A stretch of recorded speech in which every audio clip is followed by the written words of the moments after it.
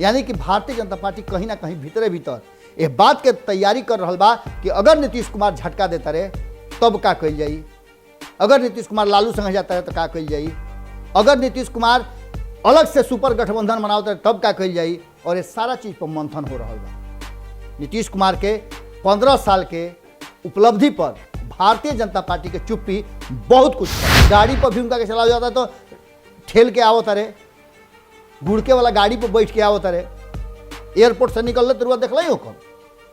और वह लालू प्रसाद जीप लेके निकल जाता रहे अपने छोट भाई के खोजे खातिर नीतीश कुमार के।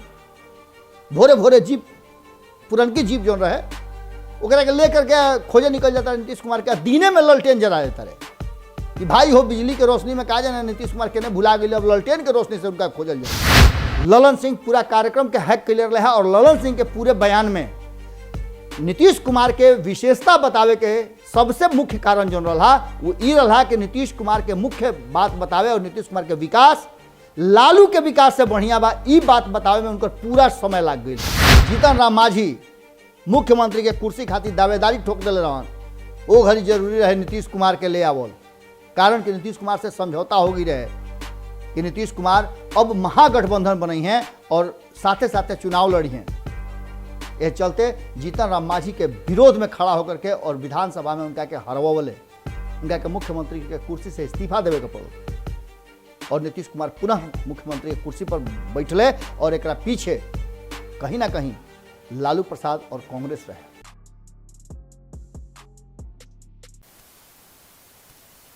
अपना अपने आप में अझुराइल बा आदमी, अपना अपने आप में अझुराइल बा आदमी, आदमी से भरल जंगल में भुलाइल बा आदमी, आदमी से भरल जंगल में भुलाइल बा आदमी।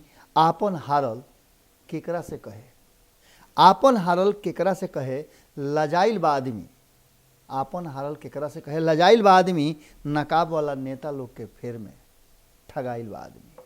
गोड़ लागत नहीं हेरा से अभिनंदन बरुआ के अपना कार्यक्रम जना के नाम हो खूटा ठोक के। बिहार में आज के दिन जब रुआ से बात कर रहा बानी, ये पूरा दिन राजनीतिक उथल पुथल से भरल रहा। और ये उथल पुथल काहे होता, इरुआ लोग अब ना बुझब तो कब बुझब।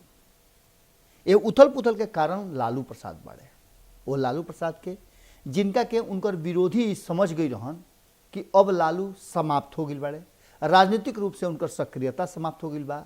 लेकिन एक पीछे दो चार गो बात ऐसा बा कि जो शुरू में रुआ लोग कहते तब रुआ लोग के आगे जब चलब खूटा ठोक पर तो ओजा विश्लेषण हुई तो रुआ लोग के और गहराई से ये बात समझ में आई और रुआ लोग के याद पड़े लगी कि हम जो कहनी है तो बात रुआ लोग से गुजरल बा कि ना। खास करके जे लालू के शासन देख ले बा ओ लोग खातिर तो ये समझी कि एक तरह से उनकर यादाश्त के फिर से ठकठका के याद दिलावल हुई। लालू प्रसाद ऐसा राजनीतिज्ञ हवे जौन की समझौता ना करेले, लेकिन एक बात बा कि जब समझौता कर लेवेले जना शर्त पर समझौता करेले ओकरा के प्राणो दे के करे खातिर माने खातिर तैयार रहेले। लालू प्रसाद के चाहे जे जतना कह देवे, लेकिन लालू प्रसाद के जो व्यक्तिगत राजनीतिक शैली बा वो शैली में ईमानदारी भरल बा। जेकरा प्रति और जे लालू के प्रति एक साथ रहल, उनका साथे रहल, राजनीतिक उनका संगे समय बितावल, ओकरा के कभी भूलैले ना। चाहे वो नीतीश कुमार होकस, शिवानंद तिवारी होकस या फिर जेकरा के रुआ समझ ली। लालू प्रसाद उ शख्स हवे जौन के अपना बेटा के त्याग सकेले जगतानंद सिंह खातिर। इ परंपरा चल रहा बा, प्रारब्ध और कहीं ना कहीं यह बात के पहले जगतानंद सिंह प्रमाणित करके देखौले पड़न। जगतानंद सिंह के पुत्र जब विद्रोह करके टिकट ना मिलल, जब दूसरा पार्टी में चल गई रहन तो जगतानंद सिंह उनका प्रचार में ना गई रहन, उनका क्या बाइकाट कर दिल, पार्टी से निकलवा दिल रहन। बाद में जब लालू प्रसाद समझौले बुझौले और खुद टिकट दिले तब उनका अपना पुत्र के ऊ राष्ट्रीय जनता दल से चुनाव लड़े खातिर अधिकृत कैले। आज जब तेज प्रताप यादव और जगतानंद सिंह में दू लोग के चुने के केकरा के चुनी है लालू प्रसाद, ये बात पूरे चर्चा का विषय रहे। पिता के रूप में पुत्र से मिले जाता रहा, लेकिन राजनीतिक रूप से पार्टी से उनका के बेदखल रखल, पार्टी के कार्यक्रम से उनका के बाहर रखल, लालू प्रसाद के राजनीतिक सूझबूझ है।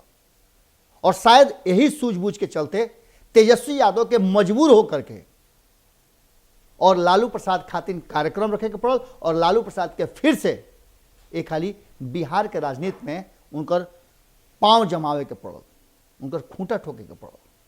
आज जब दीने में ललटेन जरा के लालू प्रसाद नीतीश कुमार के खोजे लगले हा, तो बिहार के राजनीति में एक खाली फिर से पुरनका राजनीति के याद आवे लागल। नीतीश कुमार के कहल जात रहा कि वो कार्यक्रम में शामिल हुई हैं, कार्यालय में आई हैं, लेकिन बहुत लंबा समय तक इंतजार के बाद नीतीश कुमार कार्यक्रम में ना पहुंचले। ललन सिंह कार्यक्रम के लीड कैले और नीतीश कुमार पूरे माहौल से अपना के अलग रख ले।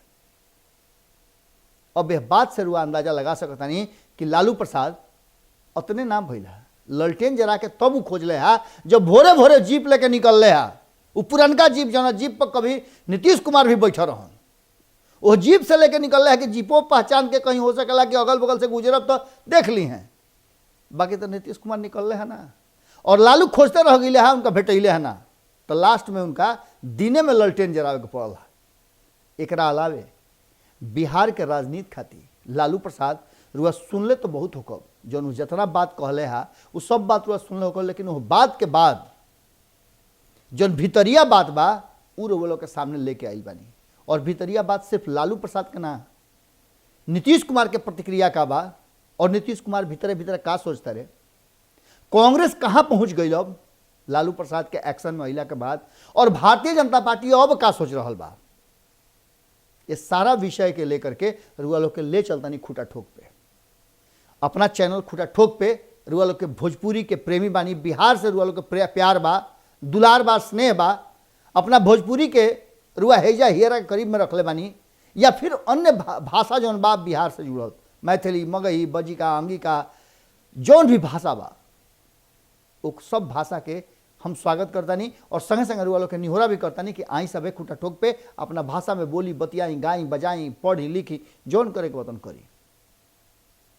लेकिन आज के एक पूरे विषय के विश्लेषण के तौर पर कि आखिर लालू प्रसाद के अइला के बाद से बिहार के राजनीति में का अंतर पड़ल, और लालू प्रसाद जो ललटेन जरौले है वो ललटेन के मतलब का है, ओकर संकेत का है, और भोरे भोरे जीप लेके जो निकल है ओकर संकेत का है। राजनीति में असही कुछ हो ना होके। रोज लालू प्रसाद जब से आयल बाड़न या रहेले पटना में तो सुबह सुबह टहले निकले ले, भोरे भोरे टहले निकल तो तेज प्रताप के आवास पर कहे गई, एकरो संकेत बा। ये सब विषय और एक साथ साथ भारतीय जनता पार्टी आज काहे कार्य समिति के बैठक करा करके और फैसला करे खातिर मजबूर भइल। नीतीश कुमार के आज जब 15 साल पूरा भइला पर कार्यक्रम रहा तो कार्यक्रम के मुंह जौन बा कैसे लालू प्रसाद की तरफ मुड़ गई, ये सारा विषय के कांग्रेस इस पूरे मामले पर चुप्पी सर लेबा और फिर लालू प्रसाद के साथे आवे खातिर फिर से अपन तैयारी शुरू कर लेबा। एक मतलब का होला, एक साथ साथ देश के राजनीति में भी बहुत कुछ हो रहा बा जो कि लालू प्रसाद के बिहार में सक्रिय भइला से होता। तो आई सबे चल जाओ खूटा ठोक पर। तब तक ले रुआ लोग से नहीं हो रहा बा कि अगर सब्सक्राइब नहीं कैले तो वो रुआ लोग के अंगे हो। भारत लाइव अगर माई हो तो ओकर बच्चा हो खूटा ठोक के, ओकर बच्चा हो पंचनामा, ओकरो के उतने दुलार प्यार दी सब है। कारण कि वो लोग जानता नहीं कि चैनल हैक भइला के बाद ये 2 गो चैनल रउए खातिर रउए भरोसा पर परिवार के सदस्य बनावल गई रहे, और अब ये लोग के प्यार और दुलार के इच्छा के साथ आगे बढ़ रहा बा। तो चली सब है खूटा ठोक पर।